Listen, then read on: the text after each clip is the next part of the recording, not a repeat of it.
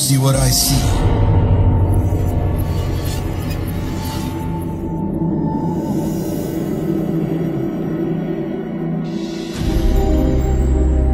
Halo, Assalamualaikum warahmatullahi wabarakatuh. Warga Desa Sukawedi kembali bersama saya, Mr. Popo, di studio Pabrik Suara Rakyat yang spesial. Kenapa spesial?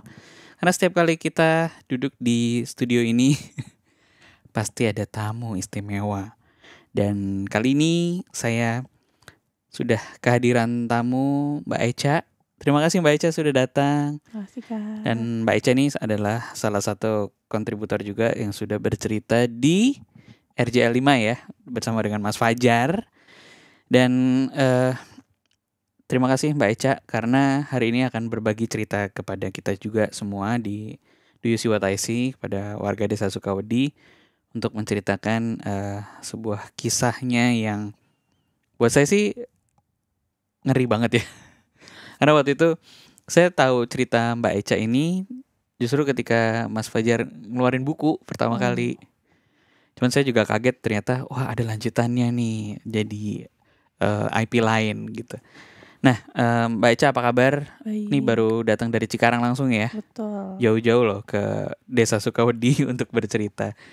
Nah boleh diceritain ini karena anggap aja kita semua belum tahu nih. Boleh gak sih diceritain ceritanya Mbak Echa yang kalau tadi ngobrol ternyata ini sudah dialami Mbak Echa sejak tahun 2008 ya. Gitu. Boleh diceritain Mbak Echa. Awalnya tuh sebenarnya semuanya tuh berawalnya dari mimpi aku sih, Kak. Mimpi aku tuh dari tahun 2008 ketika aku masih sekolah. Itu tuh ya awalnya mimpi ketemu sama cowok ganteng gitu. Cuman memang semuanya tuh berproses gitu kayak orang lagi PDKT awalnya mimpinya tuh. Jadi awalnya aku mimpi ketemu sama cowok, ya cuman tatap-tatapan, pegangan tangan kayak orang PDKT gitu, Kak. Ini usia berapa waktu itu? Aku kelas 2 SMA. Oke. Sekitar 16 tahun kayaknya. 16 tahun. 16. Dan sebelumnya belum pernah kayak gini? Belum pernah sama sekali. Tiba-tiba aja itu kan. Terus ketika itu mimpi ketemu sama cowok, pegangan tangan, kayak orang PDKT. Yang awalnya tadinya mimpinya cuman kayak seminggu sekali, itu malah jadi lumayan agak sering ketemu sama cowok itu, Kak. Terus sampai akhirnya aku mimpi yang paling menurut aku ingat tuh mimpi ketika aku datang ke sebuah pernikahan gitu, Kak. Mimpi di pernikahan itu juga aku ngerasanya aku datang aja gitu ke sebuah pernikahan karena kan settingannya juga sama tuh kayak orang nikahan. Ada prasmanannya gitu, ada tamu-tamu yang aku aja nggak kenal tamunya siapa gitu. Terus tiba-tiba ada 2 kursi gitu dan aku duduk di situ. Aku pikir aku tamu aja gitu kan. Tapi gak lama tuh datang ada si cowok ganteng itu yang datang gitu. Cuman memang si cowoknya tuh setiap aku mimpi emang beda-beda, Kak, mukanya. Dan ini mimpi ke to be continuous kesekian kali gitu? Iya, terus hampir setiap, jadi terus-terusan dan hampir setiap hari sampai akhirnya aku mimpi berhubungan badan juga sama si cowok ganteng itu. Nah, itu semua gak pernah aku ceritain sama siapapun, sama pacarku saat itu yang sekarang jadi suami ya, gak pernah aku ceritain sama sekali gitu. Sampai pas aku menikah sama suami aku, justru mimpinya tuh makin intens, Kak. Mimpi aku ketemu cowok ganteng dan berhubungan badan juga gitu. Dan orang lain juga? Iya, mukanya beda-beda di mimpi aku. Nah, anehnya setiap kali aku mimpi, besokannya pasti aku berantem sama suami aku gitu. Dan terus-terusan kayak gitu sampai kayak kita tuh cekcok banget di mimpi itu. Tunggu, ini tadi dari umur 16 tahun, kan 2008 nih. 2008. Sampai menikah di usia? Menikah aku di tahun 2014 di usia 23 tahun. Oh, panjang juga dong berarti. Iya, mimpi itu bertahun-tahun berarti? Bertahun-tahun. Malah aku mimpi menikah itu sebelum aku menikah sama suami aku. Oke. Nah, jadi setelah aku menikah sama suami aku, malah makin intens mimpinya dan lebih sering berhubungan badan itu, Kak. Oke. Ketika aku udah menikah ya, di tahun 2014 terus mimpinya itu terus berlanjut sampai akhirnya aku punya anak. Anak aku waktu itu usia 3 bulan. Itu mulai diganggu tuh anak aku. Tapi aku mikirnya kayak banyak kan anak kecil suka banyak makhluk yang suka gitu kan ya, Kak. Jadi aku mikirnya mungkin ya ada yang suka aja sama anak aku gitu. Karena anak aku tuh lumayan agak sering diganggunya. Mulai jadi demam tinggi yang sampai dia suka ngeliat ke atas gitu matanya, tau, Kak. Ini bayi? Bayi anakku. Oke. Saking seringnya dia demam gitu Kak, diganggu, dia jadi demam gitu. Sempat ke dokter juga nggak apa-apa, aku cek darah pun nggak apa-apa, anak aku baik-baik aja gitu. Bukan nggak ada virus, nggak ada, kan biasanya kayak virus bakteri gitu ya. Mm-mm. Enggak, cuma demam aja dan yang dikasih obatnya cuma obat penurun panas aja saat itu gitu. Nah, memang selama mimpi itu tuh yang aku rasain, aku sering cekcok sama suami aku tuh sampai aku males untuk ketemu suami aku gitu. Daripada aku ngobrol sama suami aku, mendingan aku tidur aja gitu. Aku tidur, aku lebih betah tidur sih, karena aku ngerasanya ketika aku mimpi ketemu sama si cowok itu, aku ngerasanya aku disayang aja gitu Kak. Karena ketimbang aku ketemu sama sama suami aku, ketemu ngobrol, kita malah jadi ribut lagi. Hal yang kecil pun kita ributnya tuh gede banget gitu kan. Ya udah tuh terus berlanjut tuh mimpi aku tuh, dan aku nggak bilang sama suami aku sama sekali. Sampai akhirnya kita juga agak sering diganggu tuh. Aku akhirnya pindah rumah tuh, dari rumah aku yang pertama aku pindah rumah. Di tahun 2019 aku pindah rumah. Itu lumayan sering diganggu Kak. Nah cuman suami aku tuh kan kayak yang gak percaya hal kayak gini ya. Jadi Apa diganggunya tuh gimana? lebih seringnya tuh ke anak aku, ada yang ditampakin, terus dengar suara-suara Ini yang, anaknya sudah mulai besar. iya sudah mulai besar anakku tuh di tahun 2019 itu. Mm-mm. Jadi kayak ya seringnya ditampakin sih anak aku, kayak ngelihat ada anak kecil di kamar itu, ada yang kakinya begini-begini. Apa sih yang gini-gini, kayak ucang-ucangan kalau kata orang Sunda tuh kan. Kayak gantung tapi Iya, gitu-gitu. tapi main-mainin kaki gitu. Anak aku Terus ngeliatin kayak gitu. dia cerita, Dia cerita nggak takut ngeliat. tapi. Takut, dia tuh Oh memang takut. dari sejak bayi sampai umur dia kemarin terakhir aku di rukyah itu ya, dia ketakutan terus Kak. Emang nggak bisa Oh, oke. lepas dari aku sama sekali. Pokoknya dia rasanya takut aja. Kayak aku, Selalu mengutarakan itu. iya aku takut gitu. Hmm. Sampai akhirnya aku itu di tahun 2021 ya, aku mau nyuci baju. Jadi baju mesin cuci aku tuh udah di kamar mandi belakang. Jadi setiap kali aku mau cuci baju tuh, si pembuangannya tuh aku buang manual gitu loh Kak. Iya. Aku buka pintu kamar mandinya kan. Ketika aku buka itu aku cium bau busuk banget kan di situ. Dari air cucian ya. Enggak, di kamar mandinya. Oh di kamar mandi, oke. Itu tuh bau busuk banget. Aku pikir ada bangke atau apa ya gitu ya. Karena aku ngeliat ke plafon aku juga, kan plafon aku kayak gini tertutup nih. Tertutup banget, jadi kayak nggak mungkin kalau bangke. Pas aku lihat di ujung dekat pipa itu ada belatung tuh yang segenggam gini loh Kak. Belatungnya banyak banget segenggam gini. Deket pipa buangan. Terus Yang kata, asalnya dari cucian itu bukan? bukan, Oh nggak emang ada. di dalam Emang situ. ketika aku buka udah ada belatungnya di situ. Oke. Suami aku mikirnya, oh mungkin ada bangke gitu. Kita udah masih positive thinking, mungkin ada bangke gitu. Ya udah kita cari itu, tapi nggak ada bangkainya, nggak ketemu. Akhirnya Oke. suami aku yang bersihin. Besokannya ketika udah bersihin ada lagi di situ, tapi anehnya tuh dia tuh menclok-menclok gitu loh Kak. Selain di kamar mandi, ada di ruang tamu, ada di ruang TV, ada di bawah sofa, di dapur juga ada itu belatungnya. Jadi kayak emang dia tuh menclok-menclok gitu loh. Ya udah dibersihin lagi sama suami aku. Besokannya kayak gitu lagi. Akhirnya ya udah kita panggil ustadz. Ternyata kata ustadz itu ada kuntilanak gitu di kamar mandi belakang aku itu. Ada kuntilanak. Emang pernah lihat? Enggak sih aku. Cuman menurut satu ustadz itu, ini ustadz yang berbeda ya, katanya ada kuntilanak gitu. Akhirnya dibersihin. Setelah itu besokannya kita tuh kan dari Bandung tuh Kak. Beberapa hari kemudian tuh kita ke Bandung. Pulang dari Bandung itu kondisinya aku masih ribut sama suami aku, karena kita emang sering banget cekcok tuh ya. Ribut sama suami aku, terus aku sama suami aku tuh kayak udah kita pisah tidur deh gitu. Suami aku di kamar kita, aku sama anak aku di kamar anak aku gitu. Pintu tuh nggak aku kunci. Nah suami aku tuh malam-malamnya tuh mimpi kakinya tuh kayak digerayangin tikus sama ular gitu. Terus dia tiba-tiba kebangun, dia ngeliat, pas dia kebangun dia ngeliat ke ruang TV itu, TV-nya nyala, padahal waktu dia mau tidur tuh udah mati posisinya ya. Oke. Dia matiin TV-nya, dia balik badan. Ketika dia balik badan tuh ngeliat kamar tidur anak aku tuh lampunya mati nyala gitu kan. Dia kayak, Yang ada Mbak di situ. iya ada aku sama anak aku. Dia kaget dong ketika dia buka pintu, malah kayak pintunya dikunci, padahal itu gak dikunci sama sekali. Oke. Kaget dong dia, akhirnya dia balik badan masuk ke kamar. Di kamar itu udah diketawain sama cewek tuh di situ. Nah akhirnya besok paginya dia bilang aku nggak tidur semalaman. Katanya kenapa? Ya itu dia ceritain begitu. Aneh banget, kataku orang nggak dikunci. Ketika aku bangun dan mau sholat pun pintunya aku buka aja biasa, kalau nggak dikunci kan. Nah ternyata setelah itu di depan rumahku, aku pikir udah bersih dari belatung itu kan. Di teras rumah aku tuh justru malah banyak lagi belatungnya. Banyak lagi belatungnya tuh aku sapuin setiap hari tuh, hampir berapa hari tuh ya aku sapuin terus. Sampai aku kayak, ih kok gini-gini banget ya, masa iya gitu.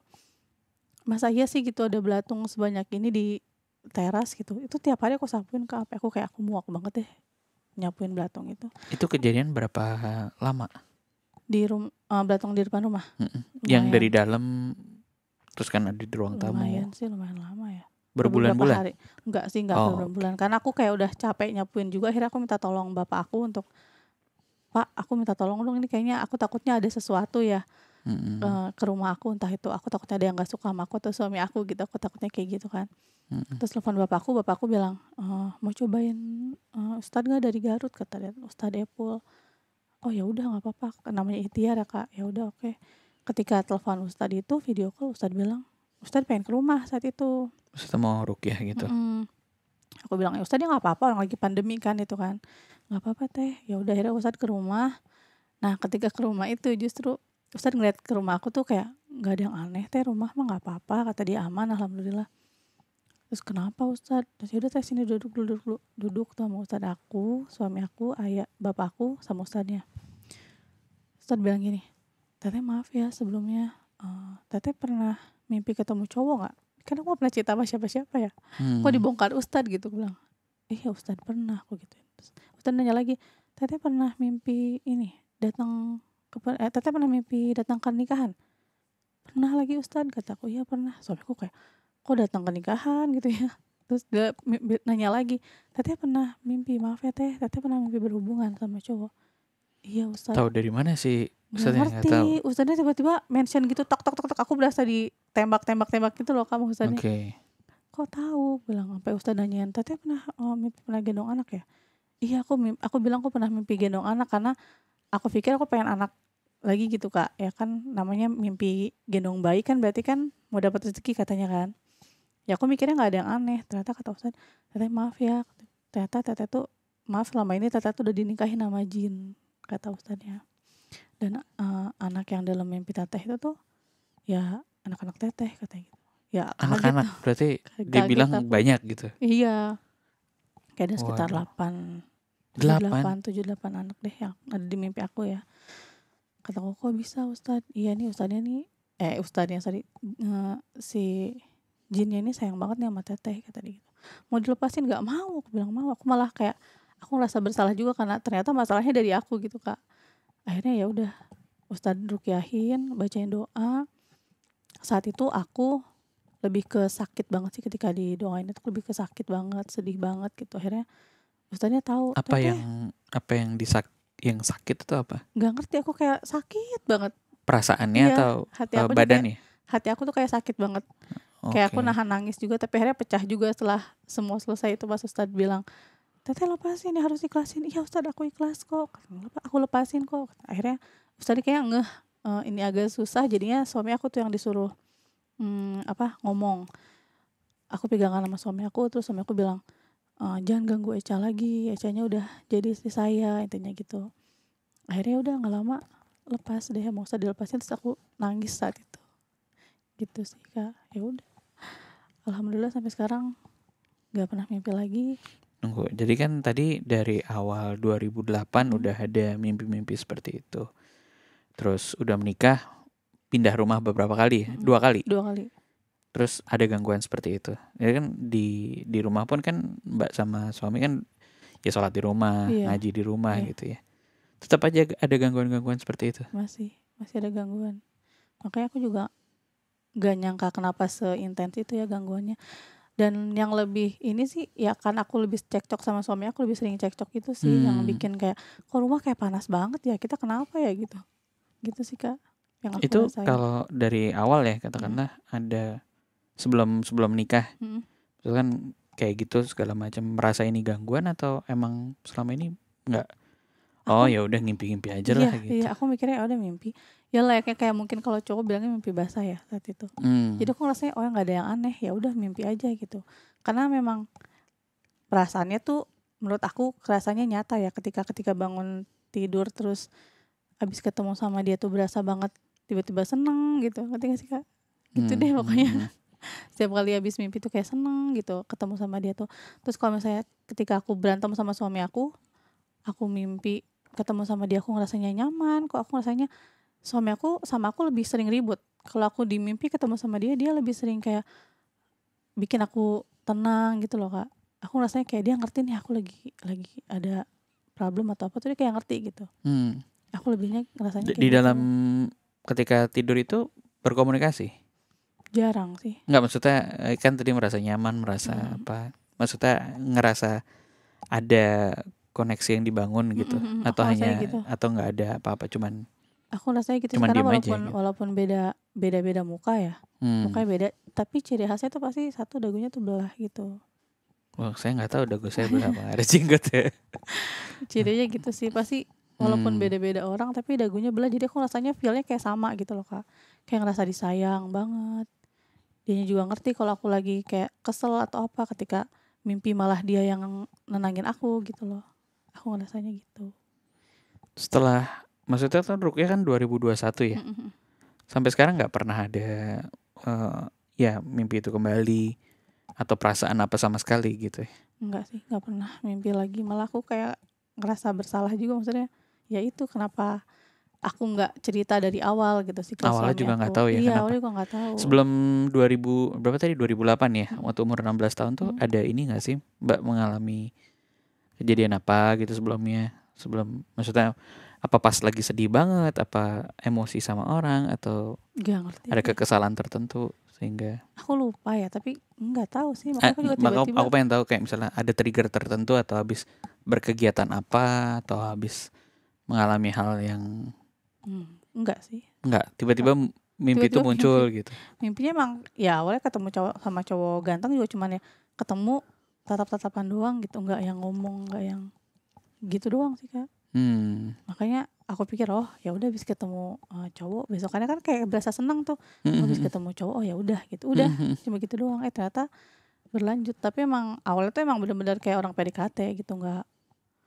Berarti di mata Mbak Eca ini nggak ada serem-seremnya dong ya? Ini menurut aku di mimpi aku tuh ya Maksudnya di sepanjang kisah ini kan nggak ada, dari sisi Mbak Eca baik-baik aja kan? baik-baik aja menurut aku. Yang justru yang mengalami hal-hal aneh justru anaknya Mbak Eca ya? Iya, anak aku, suami aku gitu. Kalau kayak dengar-dengar suara-suara kan suamiku juga sering, cuman kayak dia tuh udah paling gitu-gitu doang gitu, suara doang gitu, nggak pernah yang dianggap pusing. Tapi justru ya gangguannya malah ke mereka, ya puncaknya ya ketika si belatung-belatung itu sih. Ada penampakan yang real nggak sih ketika, maksudnya kan kalau anak-anak kan kita tanyain bingung ya, ini apa, cuman tadi ada kaki menggantung dan lain sebagainya. Ada hal yang ekstrim nggak sih yang pernah dialami sama Itu suami atau anak ya, yang paling ketika ke aku mereka sih. juga sudah mengerti gitu? Ketika aku masih SMA itu aku ngelihat sosok cowok tinggi, gede, hitam ketika aku sekolah masih SMA. Itu sebelum itu atau setelah itu? Itu setelah aku banyak mimpi. Justru setelah aku mimpi itu aku jadi kayak sering kesurupan, Kak. Oh ya? Iya, aku sering kesurupan waktu SMA. Sampai kuliah pun aku masih sering kesurupan. Terus ya itu, kalau ngelihat sosok ya aku satu-satu ngeliat itu cowok gede hitam. Waktu Mbak Eca ya mengalami serial itu dari SMA, kuliah, apa yang dilakukan dulu Mbak?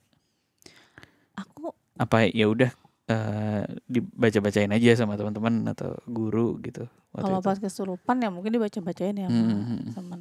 Tapi kalau aku sih jujur ya, iya kalau sholat aku masih sholat, Kak, sholat ngaji masih gitu. Terus cuman ya satu sih sholat ketika SMA itu pas aku mulai sering kesurupan, aku jadi lebih takutnya kalau mau sholat malam tuh aku takut. Oh iya? Iya. Mau sholat malah takut? Mau sholat malam takut. Sholat malam ya. Tapi kalau sholat 5 waktu aku sholat. Jadi kalau sholat malam tuh masih tahajud apa gitu ya? Tahajud tuh aku masih kayak hitung jari gitu, nggak sesering itu. Karena perasaan takut kayak rasanya kayak dia ada yang ngeliatin, ada yang nungguin gitu loh. Lebih ke situ. Jadi ini aku baru pernah juga di Dwi Siwataisi ada cerita-cerita kayak gini ya. Maksudnya sampai ya ada orang lain yang menyerupai suaminya dan lain-lain, dan akhirnya mereka ya secara fisik muncul gitu ya. Tapi ini kan sesuatu yang kita nggak bisa lihat ya, bahkan cuman Mbak Echa sendiri yang mengalami kan. Tapi gangguannya justru dirasakan oleh anak dan suami. Gitu. Wah, ngeri banget sih. Maksudnya sampai ya tadi dibilang, wah kok ini jadi, saya juga baru dengar ada pernikahan dengan. Sama. Tapi Mbak Echa setelah, maksudnya kan setelah tadi si Ustadz bilang seperti itu, pernah nggak sih dengar cerita hal ini ada gitu? Justru setelah viral itu. Jadi kan aku ceritain juga itu di TikTok dulu ya. Oke. Ketika di TikTok itu, setelah di TikTok rame banget TikTok aku tuh. Ada orang komen apa di sana? Rata-rata pada DM aku tuh minta kontak Ustadz. Aku tanya kenapa, sama kayak aku. Malah Oh ya. iya, malah kalau kita mau, ya pokoknya banyak banget ya Kak itu kayak gitu. Sama kayak aku, cuman emang gak ada yang berani speak up kayak gini karena kayak rasanya oh mimpi gitu. Ya udah di apa namanya, dipendem aja mimpi itu karena pikirnya ya udah mimpi, namanya mimpi ya bunga tidur gitu kan. Ya ternyata memang ada efek lain selain itu gitu. Malah ada orang yang sampai ada yang sampai cerai karena mimpi itu tuh. Oh ya. Iya, ketika di kontak sama Ustadz, dia bilang alhamdulillah teh sekarang udah gak pernah mimpi, kata dia gitu. Aku udah menikah lagi, dia kayak gitu Kak. Oke. Aku nggak tahu ternyata si mimpi itu tuh sedahsyat itu, malah Ustadz juga bilang Indikasi apa sih biasanya kalau maksudnya ada sesama ya kan, dari DM itu biasanya mereka kenapa sampai ke arah sana gitu, bisa menikah dengan jin katakanlah demikian.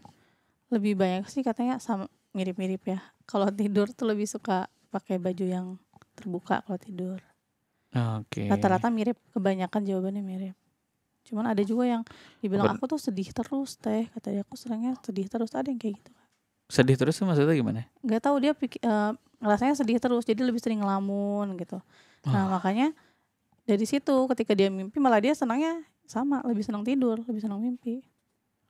Oke. Nggak tahu dia sedihnya kenapa. Ada yang kayak gitu. Kalau sama warga gitu ya, warga desa Sukawati kan ya mungkin masih banyak yang remaja juga, perempuan. Apa sih mungkin pesan-pesannya supaya ya katakanlah ya kan, selain kalau kita muslim kan membentengi dengan benerin akidah, sholat, ngaji dan lain sebagainya gitu. Intinya kalau mau kita kalau tidur tuh jangan pakai, cewek itu terutama jangan pakai baju yang terbuka karena mungkin nggak tahu ya, ketika kita tidur ada yang lewat terus tiba-tiba suka, kan nggak tahu ya. Ya auratnya kita juga menjaga auratnya gitu ya. Betul. Maksudnya bukan dari manusia doang tapi ya dari jin juga kan, karena jin juga bisa suka sama manusia. Betul. Gitu. Makanya emang harus dijaga ketika tidur tuh, jangan sampai pakai pakaian terlalu terbuka. Terus jangan lupa berdoa, intinya gitu sih. Dan zikir. Ya kalau mau apa-apa juga harus minimal bismillah gitu Kak. Pokoknya jangan sampai gak cerita apapun kalau misalnya mengalami hal yang aneh sama diri kita gitu. Apalagi berulang ya. Ini kan betul. Mbak Echa kan tadi tahunan ya bisa dibilang ya, dari 2008 sampai 2000 bahkan 21. Udah menikah 2021 gitu ya. Pokoknya jangan malu cerita, minimal aku juga ngerasa kayak kok aku nyesel sih gak cerita sama orang tua saat itu ya. Minimal cerita sama orang tua deh gitu kalau misalnya belum menikah. Kalau udah menikah ya harus cerita sih sama suami. Karena ya memang harus terbuka, itu salahnya di aku waktu itu gitu. Makanya kaget suami aku ditembak kamu Ustadz. Maaf ya. Terus setelah kejadian ini, iya maksudnya setelah ya selesai ruqyah katakanlah demikian, ada amalan tertentu gak sih Mbak untuk ngejaga ini? Apa yang diperbaiki dari sholat malam sih? Sholat malam jadi. Dan sekarang sejak saat itu tidak pernah terjadi apapun. Enggak, anak-anak nggak pernah lihat apapun. Alhamdulillah udah enggak sih. Dan belatung itu pun juga hilang sama sekali. Enggak ada lagi sama sekali. Oke. Benar udah kayak ya udah mungkin ke situ jalannya. Ya. Jadi pengingat buat kita juga ya. Betul. Nah, terus dari cerita pengalaman Mbak Echa ini, terus kemudian jadi novel, itu gimana ceritanya?